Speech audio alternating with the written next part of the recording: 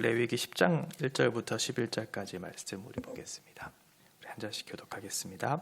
아론의 아들 나답과 아비후가 각기 향로를 가져다가 여호와께서 명령하시지 아니하신 다른 불을 담아 여호와 앞에 분향하였더니 불이 여호와 앞에서 나와 그들을 삼키매 그들이 여호와 앞에서 죽은지라. 모세가 아론에게 이르되 이는 여호와의 말씀이라 이르시기를 나는 나를 가까이 하는 자 중에서 내 거룩함을 나타내겠고 온 백성 앞에서 내 영광을 나타내리라 하셨느니라.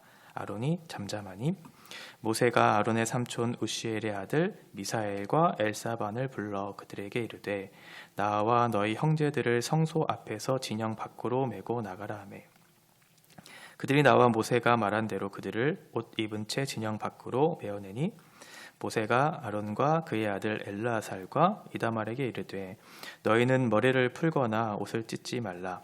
그리하여 너희가 죽음을 면하고 여호와의 진노가 온 회중에게 미침을 면하게 하라. 오직 너희 형제 이스라엘 온 족속은 여호와께서 치신 불로 말미암아 슬퍼할 것이니라. 여호와의 관유가 너희에게 있은즉 너희는 회막문에 나가지 말라. 그리하면 죽음을 면하리라. 그들이 모세의 말대로 하니라. 여호와께서 아론에게 말씀하여 이르시되 너와 내 자손들이 회막에 들어갈 때에는 포도주나 독주를 마시지 말라.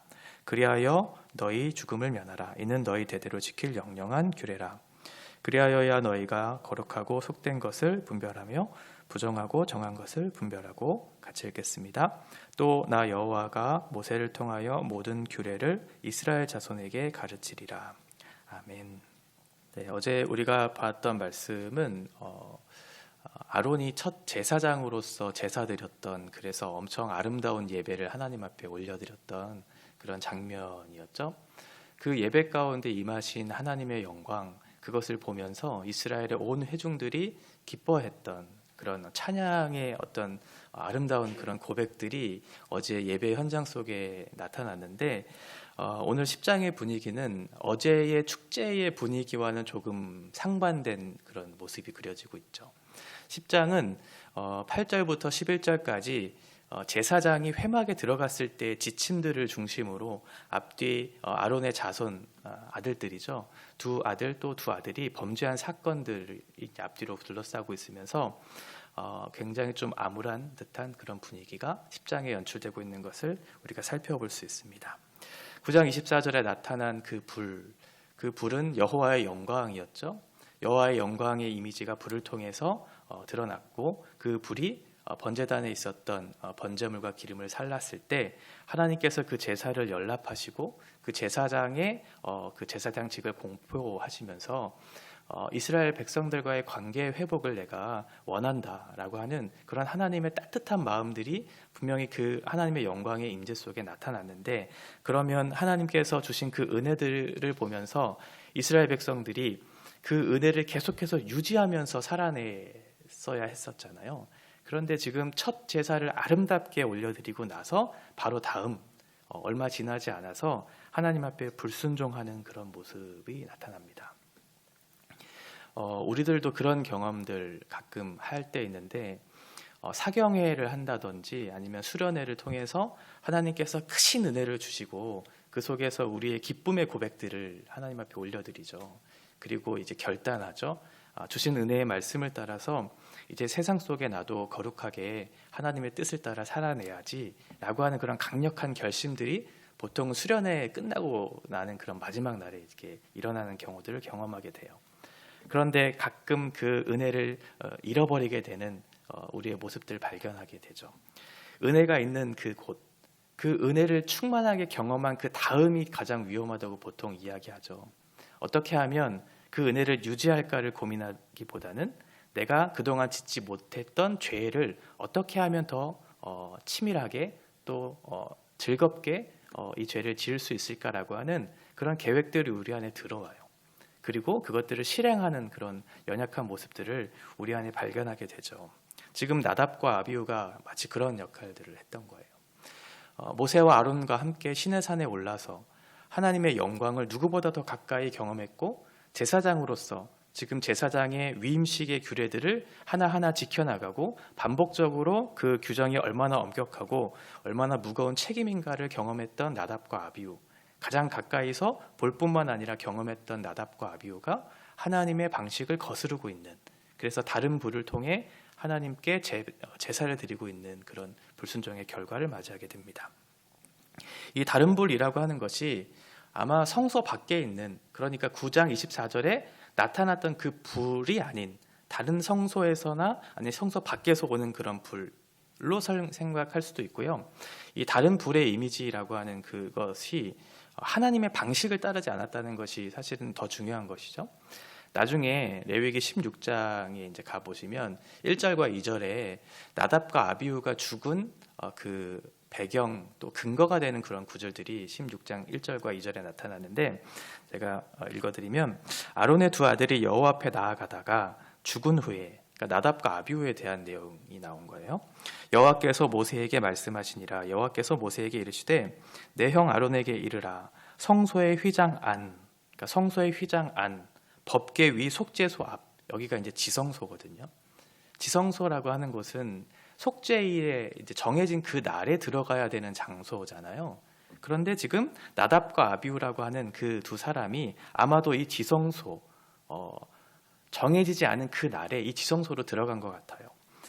아무 때나 들어오지 말라. 그리하여 죽지 않도록 하라. 이렇게 얘기하고 있거든요. 첫 번째 앞에서는 두 아들이 여호와 앞에 죽었다라고 얘기하고 있으면서 뒤에 보면 그곳에 들어오지 말라. 그리하여야 이 죽음을 면할 수 있다라고 얘기하고 있죠. 그러니까 나답과 아비후가 하나님이 정해주신 그 방식을 지금 범하고 있는 거죠. 그 날도, 그 규칙도, 그 규정 모든 것들을 다 범하면서 자기의 마음대로 제사를 드리는, 그래서 결국은 하나님의 심판을 당하고 있는. 예배는 분명히 축제의 장소이죠. 어제 우리가 봤던 것처럼 그것을 하나님 앞에 기쁨의 찬양으로 올려드리는 그런 축제의 요소도 있지만, 이 예배가 단순히 축제가 되어지기 위한 그런 조건들이 사실은 굉장히 조건이 까다롭고 엄격하다는 것도 우리가 좀 생각해 볼 필요가 있습니다. 하나님은 분명히 자신이 우리에게 가르쳐 주신 그 방식으로 예배하라고 했지 우리의 방식을 따라 예배하라고 말씀한 적은 없었거든요. 그러니까 그 엄격한 규정이 우리에게 주어진 것은 하나님이 기뻐하시는 예배가 있다는 것이고, 그 방식을 따랐을 때 하나님이 그 예배를 연락하신다라고 생각할 수 있겠죠. 그러니까 우리가 예배를 하나님 앞에 올려드릴 때에는 굉장히 좀 주의하면서 예배하는 것이 중요한 것 같아요. 물론 우리의 마음을 먼저 하나님 앞에 드리는 것도 중요하지만 우리의 몸도 그 예배에 적합한 그런 사람으로서 잘 준비되어야 되겠죠. 우리가 예배할 때 실제적으로 예배 현장에 들어갈 때는 최소한 좀 예배 10분 전에 이렇게 예배당에 왔으면 좋겠다는 바람이 저는 굉장히 크거든요. 그러니까 예배당에 10분 전에 앉아서 기도하고 그 예배를 준비하는 것과 그 시간에 맞춰서 또는 급하게 와서 예배하는 것과는 굉장한 차이가 있어요. 그 예배를 준비하는 마음의 자세뿐만 아니라 우리의 실제적인 몸도 그 예배 현장 가운데 준비가 되었을 때 하나님께서 그 예배를 통해 우리를 받으시지 않을까라는 그런 생각을 하게 돼요. 왜냐하면 우리의 삶으로 하나님을 예배하는 것이 중요하기 때문에 그래요. 우리가 살아낸 만큼 그 예배의 현장에 예배할 수 있고, 또 우리가 예배한 만큼 우리가 살아낼 수 있기 때문에 그렇죠. 예배는 삶과 절대 분리될 수 없거든요. 우리의 삶이 곧 예배이고 삶이 곧 또 예배 가운데 나타날 뿐만 아니라 그 예배를 통해서 우리의 삶도 그렇게 연결되기 때문에 그렇죠. 우리가 이렇게 하나님 앞에 거룩하게 드려야 하는 이유는 무엇이냐면 하나님은 거룩하신 분이시기 때문에 그래요. 3절에 보면 하나님께서 자신을 가까이 하는 자에게 당신의 거룩을 나타내겠다 이렇게 말씀하고 있고, 뿐만 아니라 온 백성에게 당신의 영광을 나타내겠다 이렇게 말씀하고 있어요. 가까이 하는 자는 이제 제사장이겠죠. 그리고 온 백성. 가까이 하는 자에게 당신의 거룩을 나타낸다는 것은, 거룩은 하나님의 본질적인 어떤 속성이고요. 그리고 영광이라고 하는 것은 그 본질적인 속성인 거룩이 가시적으로 드러나는 거죠. 어제 우리가 봤던 것처럼 그 영광이 드러나는 이미지가 불과 구름이라고 하는, 우리가 볼 수 있는 그런 이미지로 왔던 것처럼, 그 영광이 하나님의 온 회중들 가운데 임했을 때는 물론 그것을 보면서 기뻐할 수도 있지만 그들이 했던 두 번째 반응이 뭐였냐면 엎드렸어요. 엎드렸다는 것은 하나님을 경외했다는 것이거든요. 그러니까 그것을 보면서 하나님의 거룩을 보면서 하나님은 절대 죄와 함께할 수 없다라는 것을 이들이 본 것이죠. 그래서 지금 나답과 아비후가 하나님 앞에 불순종한 결과 죽음을 맞이했었을 때 그의 아버지였던 아론의 반응이 어땠냐면 3절 뒤에 보시면 잠잠했다라고 얘기하고 있어요. 그러니까 불순종에 대한 대가에 대해서 지금 인정을 하는 것이죠. 그것이 억울하다, 잘못되었다 이렇게 얘기하지 않고 하나님이 거룩하라고, 그래서 너희들도 그 규정에 맞춰서 예배하라고 말씀했는데 우리의 불순종으로 인해서 우리가 죽게 되었다라고 하는 것에 대한 인정을 하고 있는 거예요. 하나님은 우리에게 명령하셨거든요. 내가 거룩하니까 너희도 거룩하라고. 그렇게 말씀을 분명히 하셨음에도 불구하고 우리는 그 말씀에 순종하지 않는, 그래서 나답과 아비후가 죽게 된 거예요. 그 죽음 이후에 하나님께서 그 장례의 절차에 있어서도 당신의 거룩을 다시 한번 생각나게 하는 또 그런 본문의 말씀들. 4절 보시면 이제 나답과 아비후의 그 부정한 시체에 대해서 그의 사촌들이었던 미사엘과 엘사반이 그 진영 밖으로 이제 보내는 장면이 나와요. 하나님의 그 진영이 어제 우리가 봤던 것처럼 여호와의 영광이 진영 안으로 들어왔잖아요. 그럼 진영 안은 지금 거룩한 곳이거든요. 거룩한 곳에는 죄와 함께 할 수 없기 때문에 그 부정한 시체를 진영 밖으로 이제 내어놓는 거죠. 그가 입었던 옷들도 함께, 옷도 분명히 부정하게 되었을 테니까 5절에 보면 그 진영 밖에 옷을 입은 채로 메어서 밖으로 내보내라 이렇게 얘기하고 있어요. 거룩은 반드시 죄와 함께 할 수 없는 분리가 일어나기 때문에 그렇죠. 반드시 구별이 일어나요. 하나님의 사람들도 마찬가지거든요. 우리가 예수 그리스도를 따라서 이 세상의 말씀으로 진리로 살아내기 위해서 그렇게 따라가다 보면 세상과 자연스럽게 분리되는 것들을 경험하게 될 거예요. 세상의 방식과 사고방식, 그 차이들이 우리의 삶과 이렇게 분리된다는 것을 경험하게 되실 거예요. 그 거룩이라고 하는 것은 반드시 이런 분리가 일어나는 것이거든요. 왜냐하면 그 거룩이라고 하는 것에 하나님의 도덕적 완전성이 드러나기 때문에 그래요. 어떠한 흠이나 죄가 들어갈 수 없는 하나님의 도덕적인 완전성이 거룩석 안에 들어가기 때문에, 나타나기 때문에 어떠한 죄의 요소들이 들어갈 수 없는, 그러니까 반드시 분리가 일어날 수밖에 없는 그런 현장이 일어나겠죠. 그 모습을 보면서 백성들이 어떠한 생각을 했을까요? 그냥 단순히 하나님은 거룩하신 분이니까 이 사건에 대해서 우리가 인정하고 아론처럼 그래 우리가 잠잠히 하나님의 말씀에 순종해야지 라고 생각하는 백성들도 있었겠지만 억울하다라고 생각할 수도 있었을 거예요. 조금 그 방식을 어겼다고 해서 어떻게 저렇게 사람들을 죽일 수 있을까? 하나님 너무하다 이렇게 생각하는 사람들도 분명히 있었을 거예요. 그런데 하나님께서는 그 현장에 있어서 결코 그것이 잘못되었다라고 그렇게 말씀하지 않으세요. 너희들이 그들의 어떤 죽음의 모습을 보면서 애곡하지 말라고 우리에게 말씀해요. 6절에 보면 너희들이 머리를 풀거나 옷을 찢지 말라고 얘기하고 있거든요. 이게 이제 애도의 그런 행위의 어떤 모습인데, 이렇게 그들이 죽은 장례의 현장을 보면서 그들이 애곡하고 그것에 대한 불순종의 결과를 인정하는 듯한 그런 표현을 하지 말라고 지금 하나님께서 말씀하고 있는 거예요. 만약 너희들이 애곡하면 하나님의 진노가 그 백성에게 임할 것이다 라고 하면서 하나님은 지금 결코 그것과 양보하지 않는 단호한 모습을 보여주고 있어요. 그러면서 마지막으로 7절에 얘기하고 있는 것이 무엇이냐면 제사장들의 책임에 대해서 마지막으로 이제 언급하고 있는데 너희들은 회막을 벗어나지 말라고 얘기해요. 왜냐하면 너희들이 관유를 갖고 있기 때문에 그렇죠. 그것은 제사장으로서의 사명을 끝까지 다하라고 하는 것이거든요. 그러니까 지금 이 불순종의 현장들 속에서 지금 아론이 아들들의 죽음을 보면서 얼마나 애곡하고 싶은, 애통하고 싶은 마음이 있었을까요? 그런 개인적 상황에 따라서 자신의 직무를 무책임하게 그렇게 하는 것은 하나님께는 그것도 불순종이기 때문에 그런 어려운 상황 중에 불순종의 결과로 그것을 정당화하면서 합리화하면서 너의 직무를 다하지 못하는 것, 그것도 하나님이 기뻐하시지 않는 것이다 라고 말씀하면서 너에게 주어진 그 책무를 다하라고 그렇게 말씀하고 있어요. 1절부터 7절까지 말씀을 보면서 두 가지 정도 생각해 볼 수 있을 것 같은데, 하나는 우리에게 하나님이 자유의지를 주셨다라고 하는 것이에요. 우리가 자유롭게 살기를 원하시죠. 그리고 자유롭게 하나님을 예배하기를 원하세요. 그러면 그 예배 속에서 기쁨의 어떤 잔치들을 누리기를 원하실 텐데 분명한 것은 그 안에도 엄격한 규정을 우리에게 주셨다라고 하는 것이에요. 그러니까 너희들이 자유하되 말씀 안에서 자유하기를 바란다라고 하는 것이죠. 그 말씀을 벗어난 자유는 하나님께는 방종이고 무책임이기 때문에 그래요. 하나님은 엄격하신 분이시죠. 그 방식을 우리들에게 구체적으로 엄격하게 그렇게 규정들을 내어주신 것은 그 진리를 벗어난, 그래서 진리를 벗어나고자 하는, 말씀을 벗어나고자 하는 너희들의 불순종의 죄성들이 드러날 것을 알기 때문에 그 안에서 자유하라고 우리에게 말씀해주고 있어요. 또 하나는 우리의 신앙생활 자체가 개인으로서 존재하지 않는다라고 하는 것도 우리들에게 말씀해주고 있는 것 같아요. 개인으로서, 개인의 상황으로서 그런 자기에게 주어진 그 직무를 태반이 한다면 그것도 하나님 앞에 불순종한 일이 되기 때문에 그렇죠. 만약 제사장이 개인적 상황으로 인해서 공적인 일을 거스르게 되면 어떻게 될까요?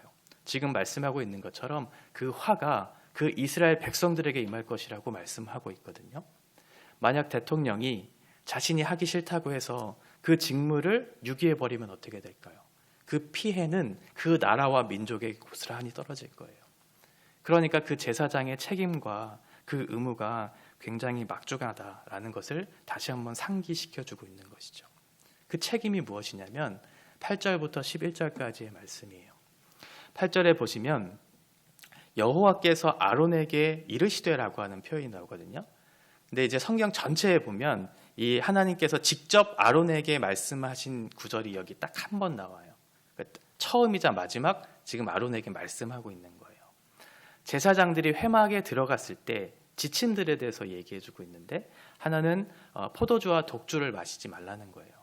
포도주는 우리가 알고 있는 그 포도주, 독주는 이제 곡물로 만든 발효시킨 모든 술의 종류들을 얘기하고 있거든요. 그러니까 오늘날로 우리나라로 치면 막걸리 같은 거, 그러니까 술을 마시지 말라고 하는 거예요. 술을 마시지 말라고 하는 것은 구약에서도 이렇게 말씀하고 있지만 신약에 와서도 동일한 그런 술 취함에 대한 것들을 많이 얘기하고 있거든요. 디모데전서 이제 3장 같은 데 보면 감독의 자격에 대해서도 말씀하실 때 술을 가까이 하지 말라고, 즐기어 하지 말라고 얘기하고 있고요. 디도서 2장 같은 데 보면 영적인 어른들, 특별히 부녀들에게도 술의 종이 되지 말라고 얘기해요. 술의 종이 된다는 것, 술에 취한다는 것은 뭐냐면 결국은 우리가 옳게 분별하지 못하게 되는 그런 원인이 되기 때문에 그렇거든요. 술을 먹게 되면 단순히 음식으로서 내가 즐기고 마시는 것이 아니라 술을 통해서 내가 옳게 분별하지 못하게 되는 영향을 우리에게 주기 때문에 술을 마시지 말라고 얘기해요. 그래서 10절에 보면 술을 멀리해야 하는 이유에 대해서 얘기하는데 그것은 거룩하고 속된 것, 그리고 정한 것과 부정한 것, 이것을 너희들이 옳게 분별하지 못할 것이다. 거룩하고 속된 것, 이것이 하나님께 드려져야 되는 것인지 아니면 하나님께 드려서는 안 되는 것인지 이것을 잘 분별하지 못한다는 거예요. 지금 나답과 아비후가 하나님께 드리면 안 되는 그것들을 옳게 분별하지 못해서 드렸잖아요. 그러니까 거룩하고 속된 것에 대한 분별을 명확하게 해서 하나님이 기뻐하시는 것들을 따라 방식을 따라 그렇게 제사를 하는 것이 중요함을 다시 한번 상기시켜 주면서 또 우리에게 정한 것과 부정한 것, 이것이 우리에게 유익한가, 유익하지 않은가를 따져보고 그것들을 행하라고, 술 먹지 말라고, 술 취하지 말라고 얘기해요. 그래야지만 제사장을 통해서 하나님께서 이스라엘 백성들에게 그 말씀을 잘 가르쳐 줄 수 있기 때문에 라고 그렇게 11절에 결론을 맺고 있어요. 오늘 10장은 이제 마지막 제사장에 대한 내용이잖아요. 굉장히 좀 제사장의 그 일이 매우 중요한 책임을 지고 있다는 사실을 우리들에게 말씀해 주고 있어요. 그만큼 까다롭고 중요하다. 독일의 시인이었던 하인리히 하이네라고 하는 사람이 자신이 임종 직전에 그런 얘기를 했대요. 자신의 삶을 회고하면서 자신의 방탕했던 삶에 대한 그런 고백들을 하게 되는데 방탕한 삶에 대해서 어떻게 고백하냐면 내가 잘못했다 회개하는 그런 고백이 아니라 이런 고백을 했다는 거예요. 신은 나를 용서할 것이다 라고 그렇게 얘기했대요. 왜냐하면 그것이 신이 하는 일이기 때문에 그렇다라고 하는 거예요. 마치 자신의 방탕했던 자신의 과거의 삶에 대한 그 정당화, 합리화를 하고 있을 뿐만 아니라 그 책임을 전가해버리고 있어요. 하나님께, 신에게. 내가 살아온 방식들, 잘못된 삶의 방식들, 그 죄의 결과들, 이런 것들은 너무나 당연하다. 그것이 잘못된 것이 아니다. 왜냐하면 신이 존재하는 것은 나의 잘못된 삶의 방식을 용서해 주기 위해 있기 때문에 그렇다라고 하는 거예요. 마치 신이, 하나님이 자신을 위해서 존재하고 있다고 지금 생각하는 거죠. 자기의 방식을 하나님 앞에 회개하는 것이 아니라 내가 바르게 살지 못한 것에 대해서 정당화하고 그것이 당신이 해야 하는 일이라고 오히려 책임을 전가하는 그런 모습을 보이게 되죠. 인간의 죄성이 집합된 아주 명료하고 탁월한 고백을 지금 이 시인이 하고 있는 거예요. 우리의 판단이나 기준, 그리고 우리의 이성이나 경험에 가두어진 신이라면 그것은 결코 신이 될 수 없을 거예요. 그것은 신이 아니라 우상이겠죠. 우리가 만들어 놓은 우상. 그러나 하나님은 우리의 지성을 초월하신 초월적 존재이시거든요. 그러면 우리보다 더 많은 것들을 아시고 더 뛰어난 능력을 갖고 계신 그 하나님께서 우리에게 요구하시는 방식은 어떻게 우리가 따라야 될까요?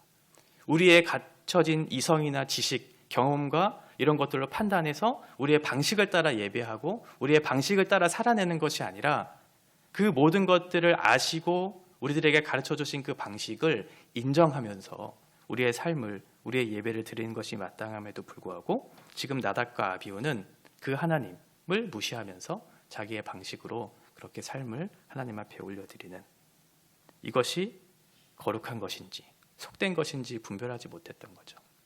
제사장의 직무 중 술을 취하지 말라고 얘기하고 있고 그것은 분별을 위한 것이다. 그리고 이스라엘 백성들에게 옳게 가르쳐 주시기 위한 것이다 라고 말씀하고 있어요. 회막에 들어갈 때 제사장에게 주신 규례죠. 우리들도 마찬가지예요. 우리가 회막 안으로 들어간다는 것은 오늘날 세상 속으로 들어간다는 거예요. 회막은 거룩한 것이죠. 그러나 이 세상은 거룩하지 못한 것이에요. 그러나 우리가 선 그곳이 거룩한 자리가 되는 것이죠. 우리가 8장에 봤던 것처럼 하나님께서 귀와 손과 발에 피를 뿌렸던 것은 그 말씀을 듣고 그 말씀을 우리의 삶으로 살아내므로 그 아는 것과 믿는 것에 일치를 이루어 우리의 삶의 결과들로 그 열매들로 우리의 산 그 거룩한 그 발이 선 곳이 거룩한 땅이 되는 것이잖아요. 마치 이런 거예요. 우리가 회막 안으로 들어가는 것처럼 세상 속으로 들어간다라고 하는 것은 우리를 통해 하나님의 영광의 그 광채를 드러내라라고 말씀하고 있는 거예요. 그것은 하나님의 방식을 따르는 것이고 하나님의 방식은 하나님의 말씀 안에서 이루어지는 거예요. 그러니 오늘 10장 상반절의 이 본문의 말씀을 결론 맺는다면 너희들이 자유해라. 자유하되 진리 안에서 자유해라. 그것이 너희를 향한 나의 뜻이다. 이렇게 말씀하고 있는 것이죠. 기도하겠습니다. 하나님 아버지, 우리에게 은혜를 주시니 감사합니다. 레위기 말씀을 보면서 참 엄격한 규정들이 때로는 부담스럽고 때로는 이해되지 않을 때도 있습니다. 왜 이렇게 많은 규정들을 주셨는지, 왜 이렇게 까다롭게 우리가 살아내야 될지에 대한 그런 마음들도 드는 것이 사실입니다. 그러함에도 불구하고 이 말씀을 통해 우리가 깨달을 수 있는 것은 하나님의 방식, 하나님의 그런 목적하신 것이 이 말씀 속에 담겨져 있다는 것입니다. 우리가 하나님 안에서 자유하고 하나님 안에서 기뻐하고 하나님을 예배하는 그 가운데서도 주님께서는 그 안에서 하나님의 말씀 안에서 우리에게 자유하라고 말씀하고 있습니다. 나답과 아비후가 실패했던 그것은 자신의 뜻을 따라 자신의 방식을 따라 예배했기 때문에 그렇습니다. 하나님 아버지, 우리 안에 불쑥불쑥 일어나는 우리의 자아로, 우리의 이성으로, 우리의 경험으로 이 세상과 나의 삶을 판단하고자 하는 마음이 없는 것은 아닙니다. 그러함에도 불구하고 우리가 하나님 앞에 순종함으로 하나님의 하나님 되심을 저희들이 인정하면서 이 세상 속에 거룩한 제사장으로서의 삶을 잘 드러내서 하나님의 영광의 동으로 오늘 하루도 또 우리에게 주어진 삶을 살아낼 수 있도록 주님께서 인도하여 주시옵소서. 예수님의 이름으로 기도합니다. 아멘.